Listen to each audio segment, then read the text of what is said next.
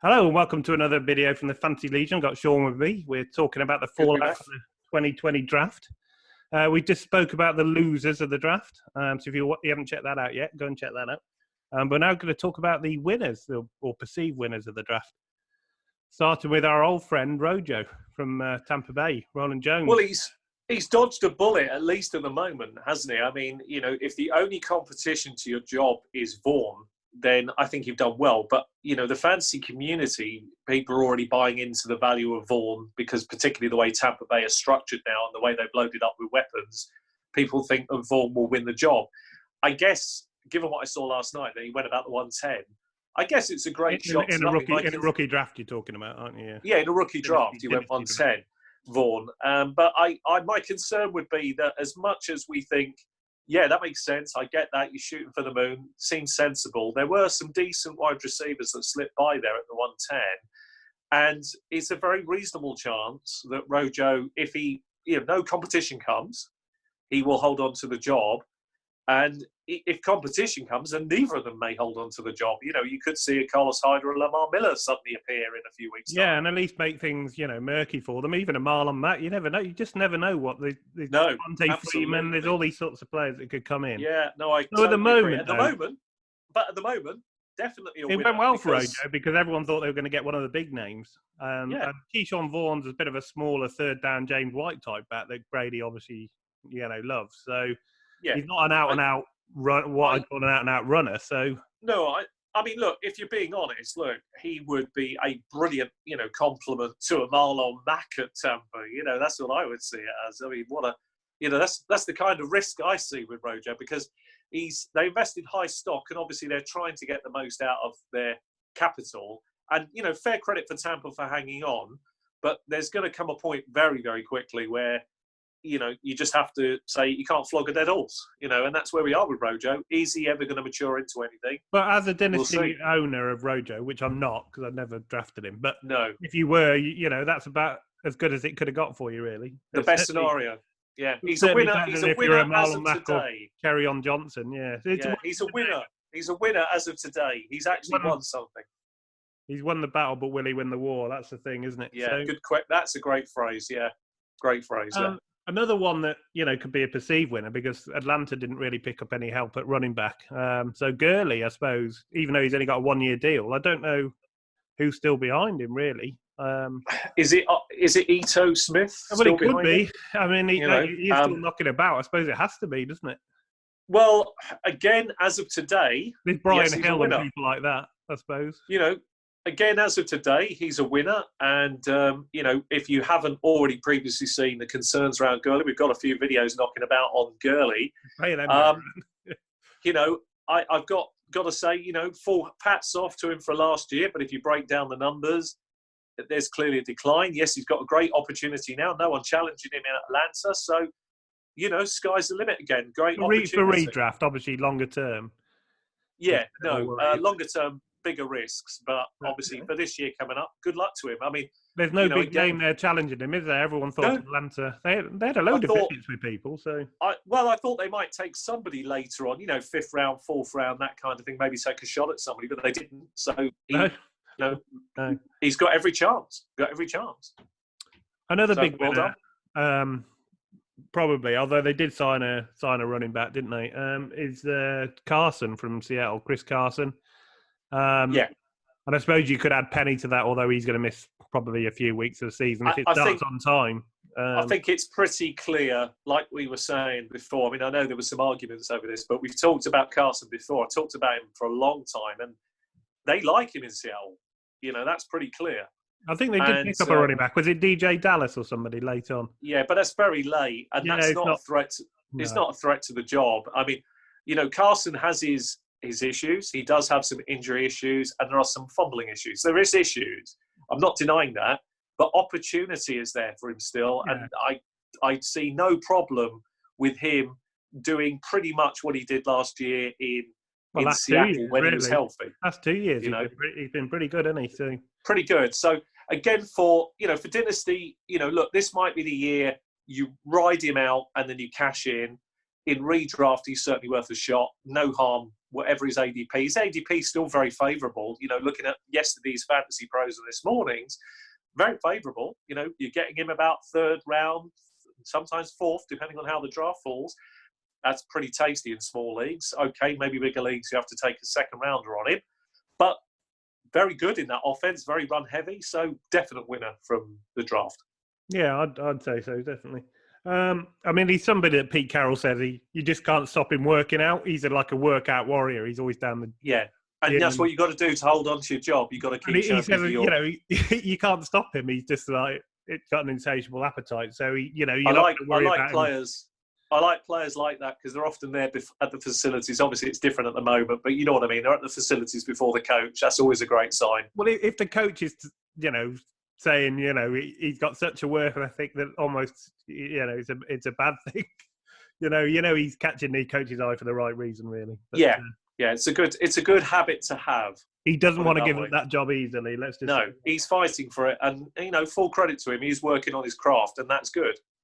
Okay, another guy that's benefited, but in a different way, is Drew Lock from the quarterback for the Broncos. They've got him some weapons, haven't they? So I mean, they've really surrounded him with weapons. I mean, in the off season alone, they added Melvin Gordon, which I thought was a good move. A good compliment to Lindsay. Would be a good compliment. Yeah, I like that because you don't want to give Melvin Gordon the whole of the workload. And I think, 2/3 to Melvin, a third to Lindsay just makes sense. So much sense. Lindsay will do like the Eckler role to, the compliment back, won't he?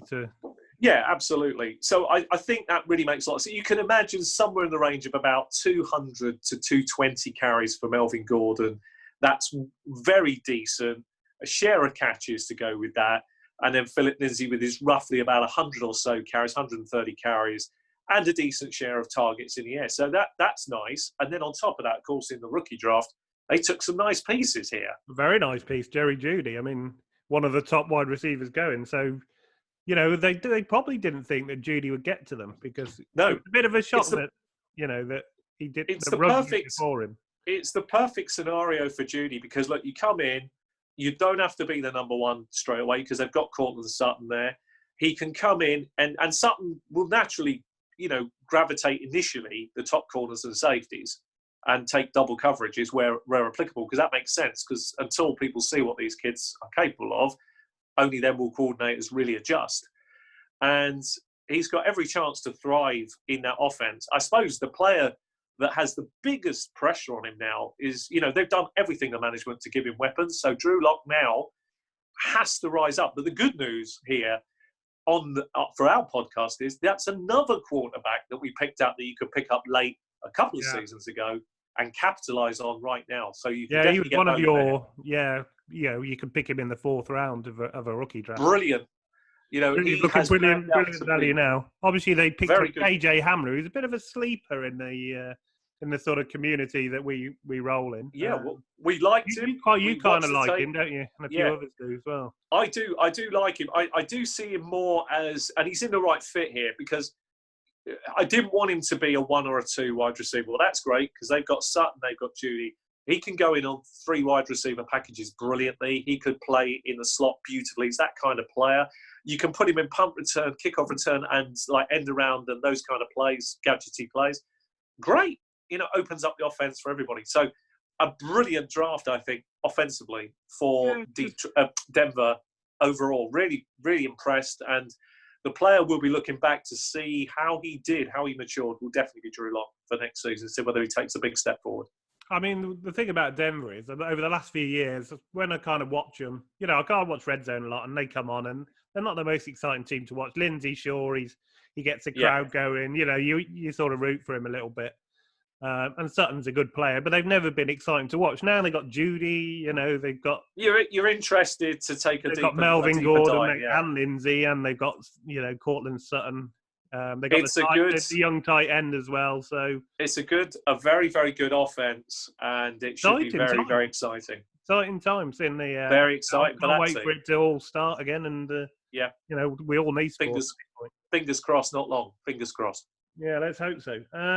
Okay, and this one's a bit of a left field because you might think, well, why are you saying that? But Daniel Jones and Saquon Barkley could be big winners of this draft because the Giants have actually invested quite high draft stock in an O-line. So yeah, well, we'll save something here because later in the year, going to talk about Daniel Jones very, very critically clearly about his chances for this year. You know where I'm going with this, so I'll leave that off camera for the moment. I'm on board, but I'll leave that off camera, but he is a big, big winner. So is Saquon Barkley. When you invest in the O-line the way that they have, this massively helps both positions out a lot.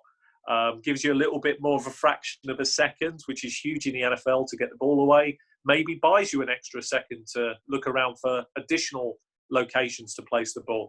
It's massive.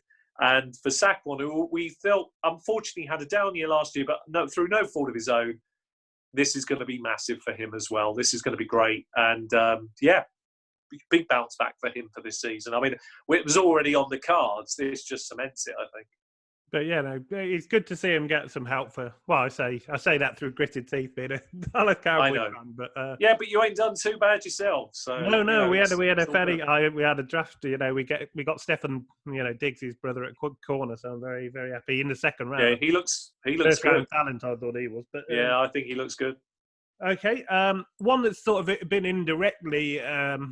Not really as a result of the draft. Well, kind of as a result of the draft. But Matt Breida, I'm talking about. He's been traded to the Dolphins. He'll be a 1-2 punch with Howard. They didn't draft anybody else.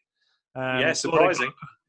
So, and Breida ticks all the boxes when you look at stats for, catch percentage and run percentage, yards per carry, everything going. If he can stay healthy.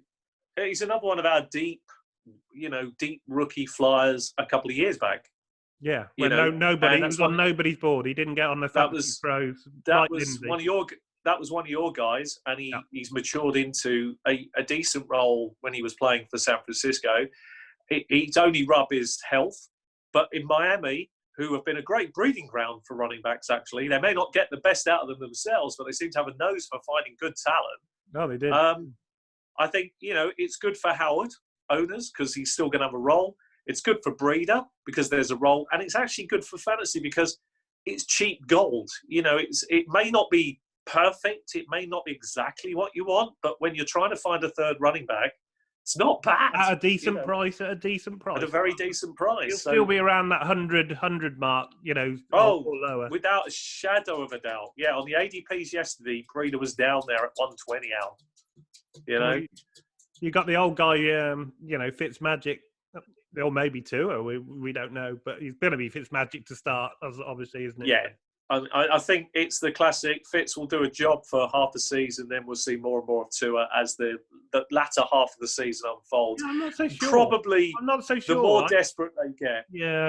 Yeah, but I guess if they're rebuilding, if they get to 8 games and they're like 2-6 or something, then they might throw Tua in if he's healthy enough and they feel like maybe they don't want to risk him as well. So well, it would be more sensible if they're going to do it right. You play half a season with Fitz at the helm, and then you give the kid a quarter here and there in games where you're not facing opposition where he's going to get battered. You can build a bit of confidence around him, and and then in the odd game where the game has gone away from you, put him in the fourth quarter and see what he can do. No harm done, Let's see what he can do for us. It could be the start of something very special for Miami. I mean, I do worry about the long-term health for Tua because the way he plays, but, the excitement and what he brings to the NFL and the way he's battled back from this injury, testament to his character. Really looking forward to seeing what he can do. Okay, and one final one. I mean, there are others you could argue. Kirk Cousins obviously got Jefferson, but they had a hell of a draft. Yeah, they had a great draft in Minnesota. They've got to be happy with that. Yeah. Them and Dallas probably had a really good draft. Derek Carr, he got a couple of weapons. Obviously, he got Ruggs, he got Edwards, and he got Bowden Jr. as well. So three potential weapons. I think Bowden Jr. he's sort of a sort of gadget running back wide receiver. Edwards is more prototypical wide receiver, and obviously Ruggs is. I think they'll move him all over the field. Speed kills, but certainly weapons for Carr. He's got no excuses really. Although I think they've tooled him up. He was only, as we said before, he was 20 points short of being in the top 12 last year. I think Ruggs can only help the situation. It's certainly, I mean, he had nothing to throw to last year, and he's still got 4,000 yards. So it can only help his situation. And even if, if they form a connection of some kind, if it really, because sometimes these things, they just are meant to be. And if it works, brilliant. It can only help both of them out magically. I do have some concerns over the fit, if I'm honest. But I think for Carr, it was necessary. They had to have somebody, and speed. I mean, they're going to be chasing games. So you might as well have speed. I mean, at this stage, you might as well. Well, I mean, at least there's some better choices than the last ones of Antonio Brown, Martavis Bryant. They paid a second for in the draft the year before. Yeah, didn't even make it. Two of them didn't make it to the field, did they? I think they did well. I think they did well in general to do what they did, and I think it's going to be quite interesting to see what he can do. I'm quite excited to see Henry Ruggs. If I'm honest, I want to see if he's as good as people say. I've got my concerns about him. I'm not going to lie. I'm not so sold. I've got other targets I prefer. But what an opportunity for him. What an opportunity for him. You can't argue, absolutely. The opportunity to do well, the fact that you're probably going to be the main target. I mean, in a 4,000 yards air offense, and that's being conservative because that's what they did last year. Somebody's got to get the work. I mean, why not Josh Jacobs as well? Again, we're talking about all these exciting players we got to watch in the upcoming season. It's going to be a joy to watch. It is. All these sort of mediocre offenses have just got a lot stronger. So in most cases, yeah, absolutely, it's a very fair point. Yeah, good, very good. So there are winners of the draft. I mean, obviously there are other ones, but let us know who you think. If we miss somebody, make a case for your guy, because we always reply to the comments. We enjoy the comments, so it's what we really look forward to. And we've had some great ones recently, and they really do help. And getting those thumbs up on the videos, can't stress it enough, is so important, and it makes a difference to where people see our videos. And obviously, we are the best kept secret on the internet, so maybe you can help change that. Yeah, so that'd be lovely. I mean, if you've enjoyed the video and you want to see more, there'll be plenty coming, I can assure you. So we're 100% fantasy channel. So subscribe if you want to see more, hit the bell, and we'll see you on the next one. Thank you. See you then.